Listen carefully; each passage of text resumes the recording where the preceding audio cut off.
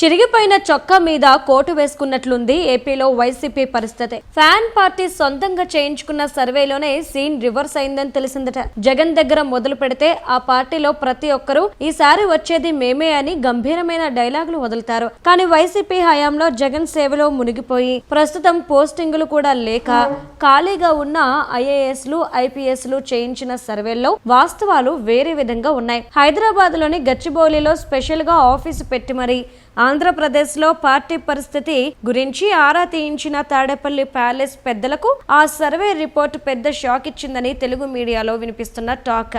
ఐఏఎస్లు ఐపీఎస్లు పక్కా సమాచారంతో గ్రౌండ్ రిపోర్ట్లను కాచి వడపోసి విశ్లేషిస్తే 2024 ఎన్నికల నాటి కంటే ఇప్పుడే వైసీపీ ఇమేజ్ మరింత డ్యామేజ్ అయిందని తేలింది. ముఖ్యంగా శ్రీకాకుళం నుంచి కృష్ణా జిల్లా వరకు మొత్తం 6 జిల్లాల్లో ఫ్యాన్ పార్టీ పరపతి భారీగా పడిపోయిందని ఇంటర్నల్ సర్వే తేల్చింది. గుంటూరు, ప్రకాశం జిల్లాల్లో 2024 ఎన్నికల సమయంలో వైసీపీకి ఎంత దారుణమైన ఇమేజ్ ఉందో ఇప్పటికే ఇంచుమించుగా అదే విధమైన పరిస్థితి ఉందని, ఈ 2 ఏళ్లలో ఏ మాత్రం మెరుగుపడలేదని అంటున్నారు.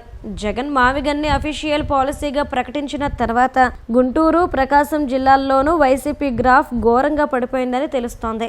రాయలసీమ 4 జిల్లాలతో పాటు నెల్లూరు జిల్లాల్లో జగన్ పట్ల సానుకూలత పెరిగిందని చెప్పడం ఒక్కటే వైసీపీ అంతర్గత సర్వేలో ప్యాలెస్ పెద్దలకు ఊరట కలిగించే విషయం. కాకపోతే గ్రేటర్ రాయలసీమ పరిధిలో ప్రస్తుతం జగన్ కి 2019కి ముందున్న క్రేజ్ కాదు కదా, 2014 నాటి ఫాలోయింగ్ కూడా లేదని సమాచారం. ఈ సర్వే రిపోర్ట్ చూసిన తర్వాత కమ్మ, కాపు సామాజిక వర్గాల మధ్య దూరం పెంచితే తప్ప కోస్తా జిల్లాల్లో వైసీపీ కోలుకునే అవకాశం లేదనే నిర్ధారణకు వచ్చారు. 2 బలమైన కులాల మధ్య విద్వేషాలు సృష్టించే ప్లాన్ లో భాగంగా జగన్ మావిగన్ని అమల్లోకి తీసుకొచ్చారని పొలిటికల్ ఎనలిస్టులు అభిప్రాయపడుతున్నారు. అమరావతి మీద ఇప్పటికే కమ్మ రాజధాని అనే ముద్ర వేశారు. మచిలీపట్నం, విజయవాడ, గుంటూరు ప్రాంతాల్లో కాపులను ఆకట్టుకోవడానికే మావిగన్ నినాదం ఎత్తుకున్నారని భావిస్తున్నారు. కాకపోతే ఈ ప్లాన్ ఘోరంగా ఫెయిల్ అయింది. మావిగన్ వల్ల వైసీపీకి లాభం లేకపోగా జగన్ ఐడియాని ప్రమోట్ చేయలేక సొంత పార్టీ నేతలే ఇబ్బంది పడుతున్నారు.